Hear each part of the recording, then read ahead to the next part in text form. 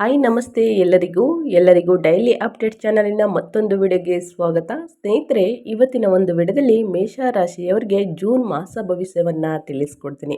ಏನೆಲ್ಲ ಅದೃಷ್ಟವನ್ನು ನೋಡಲಿದ್ದೀರಿ, ಶುಭ ಫಲಗಳು ಏನು, ಅಶುಭ ಫಲಗಳು ಏನು, ಅಶುಭ ಫಲಗಳಿಗೆ ಪರಿಹಾರಗಳು ಏನು, ಟೋಟಲ್ ಇನ್ಫಾರ್ಮೇಷನ್ನ ಇದೇ ವಿಡಿಯೋದಲ್ಲಿ ತಿಳಿಸ್ಕೊಡ್ತೀನಿ. ಇದನ್ನೆಲ್ಲ ತಿಳ್ಕೋಬೇಕು ಅಂದರೆ ಎಲ್ಲೂ ಕೂಡ ವಿಡಿಯೋನ ಸ್ಕಿಪ್ ಮಾಡಬಾರ್ದು. ಅಂದರೆ ವಿಡಿಯೋನ ಕಟ್ ಮಾಡಿ ನೋಡಬಾರ್ದು, ಫುಲ್ ಇನ್ಫಾರ್ಮೇಷನ್ ಅರ್ಥ ಆಗಲ್ಲ.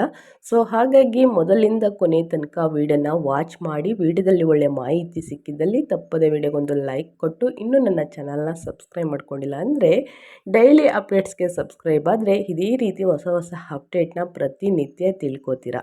ಇದರ ಜೊತೆಗೆ ಸಾಕಷ್ಟು ಸರಳ ಪರಿಹಾರವನ್ನು ತಿಳಿಸ್ಕೊಡ್ತೀನಿ, ಅನುಸರಿಸಿ ಅಂತ ಹೇಳ್ತಾ, ಜೂನ್ ಮಾಸಿಕ ಜಾತಕ 2025 ಪ್ರಕಾರ ಸ್ನೇಹಿತರೆ, ಮೇಷರಾಶಿಯವರಿಗೆ ಈ ತಿಂಗಳು ಬಹುಶಃ ಹಲವು ಕ್ಷೇತ್ರಗಳಲ್ಲಿ ಮೇಷರಾಶಿಯ ಸ್ಥಳೀಯರಿಗೆ ಅನುಕೂಲಕರವಾಗಿರುತ್ತದೆ. ನಿಮ್ಮ ವೃತ್ತಿ ಜೀವನದ ಪ್ರಕಾರ ಈ ತಿಂಗಳು ಬಹುಶಃ ಸರಾಸರಿ ಸ್ವಲ್ಪ ಮಟ್ಟಿಗೆ ಉತ್ತಮವಾಗಿರುತ್ತದೆ. 10ನೇ ಮನೆಯ ಅಧಿಪತಿಯಾದ ಶನಿಯು 12ನೇ ಮನೆಯಲ್ಲಿರುವುದರಿಂದ ತಿಂಗಳಲ್ಲಿ ಕೆಲಸದಲ್ಲಿ ನಿರಂತರ ಆತುರವಿರುತ್ತದೆ. ಆತುರ ಬೇಡ ಅಂತಲೇ ಹೇಳಬಹುದು. 7ನೇ ಮನೆಯ ಅಧಿಪತಿ ಶುಕ್ರನು ನಿಮ್ಮ 7ನೇ ಮನೆಯನ್ನು ತಿಂಗಳ ಅಂತ್ಯದವರೆಗೆ ಅಥವಾ ಜೂನ್ 29ರವರೆಗೆ ನೋಡುತ್ತಾರೆ. ಇದು ವ್ಯವಹಾರಕ್ಕೆ ಅನುಕೂಲಕರವಾಗಿರುತ್ತದೆ. ಇನ್ನು ವಿದ್ಯಾರ್ಥಿಗಳ ಬಗ್ಗೆ ಹೇಳುವುದಾದರೆ ಈ ತಿಂಗಳು ನೀವು ಬಹುಶಃ ತೊಂದರೆಗಳನ್ನು ಎದುರಿಸಬೇಕಾಗುತ್ತದೆ. ಕೇತುವು ಸಿಂಹದ 5ನೇ ಮನೆಯಲ್ಲಿ ಉಳಿಯುತ್ತಾರೆ.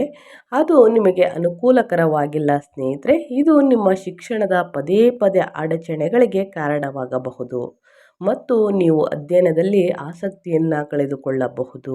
ನಿಮ್ಮ ಗಮನ ಅಗತ್ಯವಿರುವ ಕೆಲವು ಕ್ಷೇತ್ರಗಳಲ್ಲಿದ್ದರೂ ಈ ತಿಂಗಳು ಬಹುಶಃ ಕುಟುಂಬ ಜೀವನಕ್ಕೆ ಉತ್ತಮವಾಗಿರುತ್ತದೆ.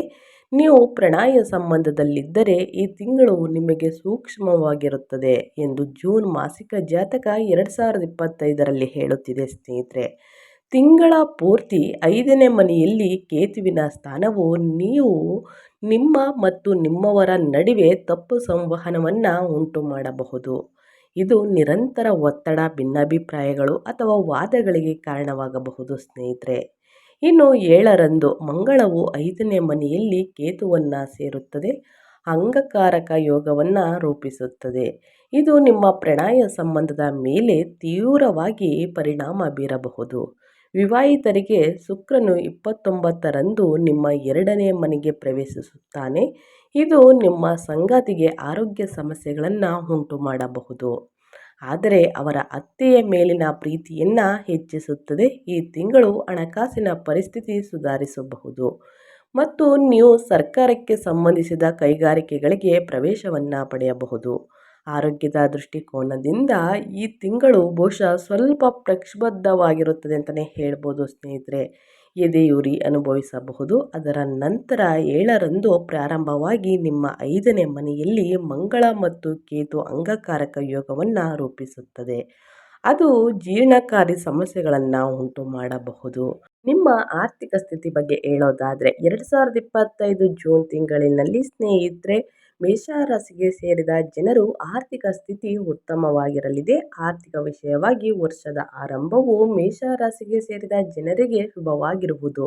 ಈ ರಾಶಿಗೆ ಸೇರಿದ ಜನರು ಜೂನ್ ತಿಂಗಳಲ್ಲಿ ಉತ್ತಮವಾದ ಫಲಗಳನ್ನು ಪಡೆಯುವರು. ಈ ತಿಂಗಳಿನಲ್ಲಿ ನೀವು ನಿಮ್ಮ ಆರ್ಥಿಕ ಸ್ಥಿತಿಗೆ ಸಂಬಂಧಿಸಿದಂತೆ ಕೆಲವು ಉತ್ತಮ ಬದಲಾವಣೆಗಳನ್ನು ನೋಡಬಹುದಾಗಿದೆ. ಅಪೂರ್ಣಗೊಂಡಿದ್ದ ಕೆಲಸವೆಲ್ಲ ಪೂರ್ಣಗೊಳ್ಳಲಿದೆ ಸ್ನೇಹಿತರೆ. ನಿಧಾನಗತಿಯಲ್ಲಿ ಪೂರ್ಣಗೊಳ್ಳಲಿದೆ ಅಂತಲೇ ಹೇಳ್ಬೋದು. ಮೇ ತಿಂಗಳಿನಲ್ಲಿ ನಡೆದ ಕೆಲಸವೆಲ್ಲ ಜೂನ್ ತಿಂಗಳಿನಲ್ಲಿ ನಡೆಯಲಿದೆ. ಇದರಿಂದಾಗಿ ನೀವು ಆರ್ಥಿಕವಾಗಿ ಸಾಕಷ್ಟು ಲಾಭವನ್ನು ಈ ಸಮಯದಲ್ಲಿ ಪಡೆಯಬಹುದಾಗಿದೆ. ಈ ಅವಧಿಯಲ್ಲಿ ಮೇಷರಾಶಿಗೆ ಸೇರಿದ ಜನರು ವಿದೇಶದಿಂದ ಹಣವನ್ನು ಪಡೆಯಬಹುದು. ಇದರಿಂದಾಗಿ ನೀವು ಮನೆಯ ಅಗತ್ಯಗಳನ್ನು ಪೂರೈಸುವಿರಿ. 2025 ಜೂನ್ ತಿಂಗಳಿನಲ್ಲಿ ಸ್ನೇಹಿತರೆ, ಈ 3 ತಿಂಗಳು ನಿಮ್ಮ ಖರ್ಚುಗಳು ಸಾಕಷ್ಟು ಹೆಚ್ಚಾಗುವುದರಿಂದ ನೀವು ಆರ್ಥಿಕವಾಗಿ ಕೆಲ ಸಮಸ್ಯೆಗಳನ್ನು ಎದುರಿಸಬಹುದು. ಆದರೆ ಜುಲೈ ತಿಂಗಳ ನಂತರ ಅದೃಷ್ಟದ ಸಂಪೂರ್ಣ ಬೆಂಬಲವನ್ನು ನೀವು ಪಡೆಯುವುದರಿಂದ ಮೇಷರಾಶಿಗೆ ಸೇರಿದ ಜನರ ಆರ್ಥಿಕ ಜೀವನವು ಸುಧಾರಿಸಲು ಪ್ರಾರಂಭವಾಗುತ್ತದೆ. ಇನ್ನು ಅದೇ ರೀತಿ ಸ್ನೇಹಿತರೆ, ನಿಮ್ಮ ವೈವಾಹಿಕ ಜೀವನ ವೈವಾಹಿಕ ಜೀವನದ ಬಗ್ಗೆ ಹೇಳೋದಾದರೆ ಜೂನ್ ತಿಂಗಳಿನಲ್ಲಿ ಈ ವರ್ಷ ನೀವು ವೈವಾಹಿಕ ಜೀವನದಲ್ಲಿ ಏರಿಳಿತಗಳನ್ನು ಎದುರಿಸಬೇಕಾಗುತ್ತದೆ. ಈ ವರ್ಷ ನೀವು ಸಣ್ಣ ಸಣ್ಣ ವಿಷಯಗಳನ್ನು ಸಾಕಷ್ಟು ಗಂಭೀರವಾಗಿ ತೆಗೆದುಕೊಳ್ಳಬಹುದು. ಅದರಲ್ಲೂ ಜೂನ್ ತಿಂಗಳಲ್ಲಿ ನೋಡಬಹುದಾಗಿದೆ.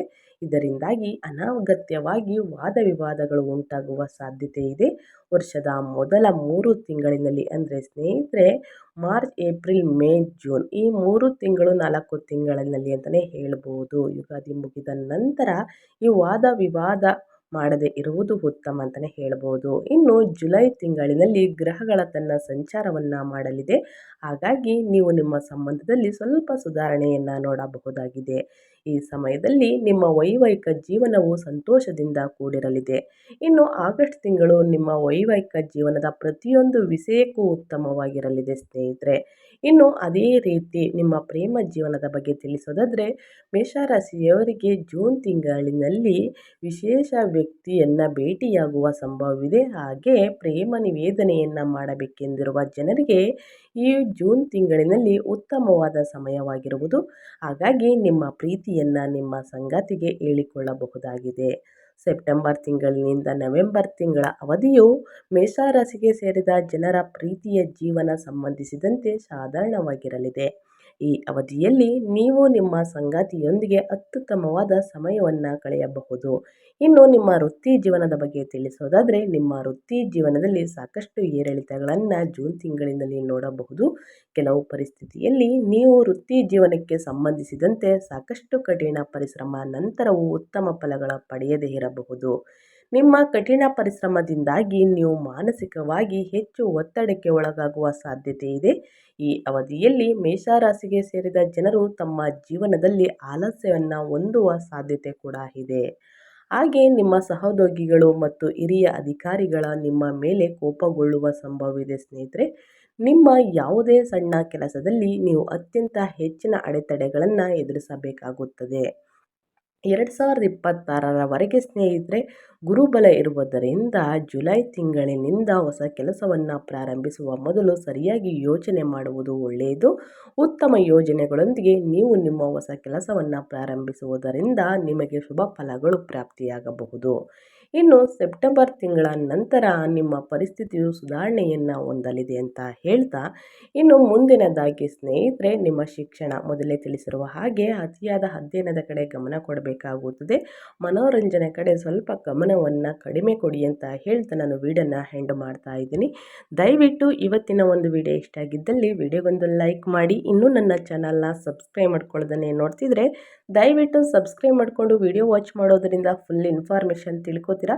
ಇದರ ಜೊತೆಗೆ ಸರಳ ಪರಿಹಾರವನ್ನು ತಿಳಿಸ್ಕೊಡ್ತೀನಿ. ಪ್ರತಿಯೊಬ್ಬರೂ ಅನುಸರಿಸಿ ಮುಂದಿನ ದಿನಗಳಲ್ಲಿ ಎದುರಾಗುವ ಕಷ್ಟ ಸಮಸ್ಯೆಗಳೆಲ್ಲ ನಿವಾರಣೆಯಾಗಲಿದೆ ಅಂತ ಹೇಳ್ತಾ, ಸ್ನೇಹಿತರೆ ನಿಮ್ಮ ಅಭಿಪ್ರಾಯವನ್ನು ಕಮೆಂಟ್ ಬಾಕ್ಸಲ್ಲಿ ತಿಳಿಸಿ ಆನ್ಸರ್ ಮಾಡ್ತೀನಿ. ಮತ್ತೊಂದು ವಿಡಿಯೋ ಜೊತೆ ಮತ್ತೊಂದು ಹೊಸ ಅಪ್ಡೇಟ್ ತೊಗೊಂಡು ಬಂದು ತಿಳಿಸ್ಕೊಡ್ತೀನಿ. Thank you for watching.